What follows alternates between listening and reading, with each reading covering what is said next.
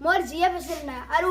नाम की एहे रहा नहीं जाता माने गाइस मैं गमे बनसिलु मैं क्यूट बोली ओ भाई मारो मुझे मारो मुझे मारो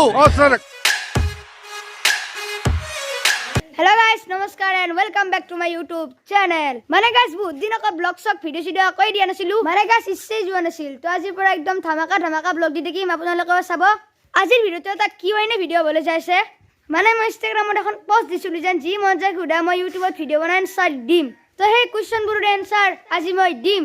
তো গাইস বলকচোন আমি ভিডিওটো আৰম্ভ কৰো মোৰ প্ৰথম প্ৰশ্নটো হল বহুকিজনে প্ৰশ্ন কৰিছে যে মোৰ ঘৰ ক'ত মানে মোৰ ঘৰ নলবাৰী আৰু বাক্সা জিলাৰ সীমান্তত গড় থণ্ডমাৰ কাষত গড় ভিতৰ নামৰ এখন গাঁৱত আৰু আমাৰ জিলা বাক্সা আৰু এতিয়া দ্বিতীয় প্ৰশ্নলৈ আগবাঢ়িছো দ্বিতীয় প্ৰশ্নটো হল মানে এটা কি ধমাকা প্ৰশ্ন কৰিছে গাইস প্ৰশ্নটো কৰিছে ইচ নয়ন এছামে প্ৰশ্নটো হল মোৰ জিএফ আছিল না আৰু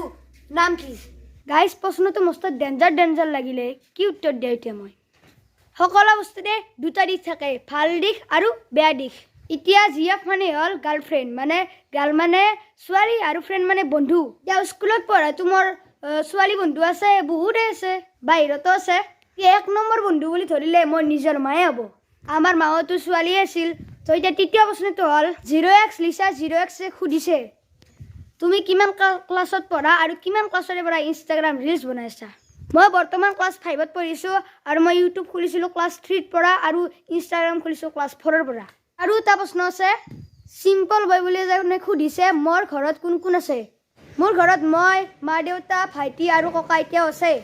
আৰু এজনে খুদিছে ৰিল বনাই কেনেকুৱা ফিলিংটো আহে ভাল বেয়া আৰু কেতিয়াৰ পৰা ইনষ্টাগ্ৰাম ৰিলছ বনাই আহিছা মানে গাইস সব বস্তুৰে ভাল বেয়া দুটা দিশ থাকে অলপ আগতে ক'লোৱে মই মোৰ কিন্তু গাইস ৰিল বনাই বহুত ভাল ফিলিংছ হৈছে আৰু কিমান ক্লাছৰ পৰা ৰিলছ বনাইছো এইটো অলপ আগত ক'লোৱে আৰু ঈশান মুৰে খুদিছে তুমি মোৰ ব্ৰদাৰ হবানে নিশ্চয়কৈ হম মুতকে ডাঙৰবোৰ সকলো ব্ৰদাৰে মোৰ আৰু এজনে খুদিছে গাইস তুমি ইমান কিউট মানে গাইস মই গমে বনাইছিলো মই কিউট বুলি তথাপিও তেওঁক ধন্যবাদ মোক যে কিউট বুলি ক'লে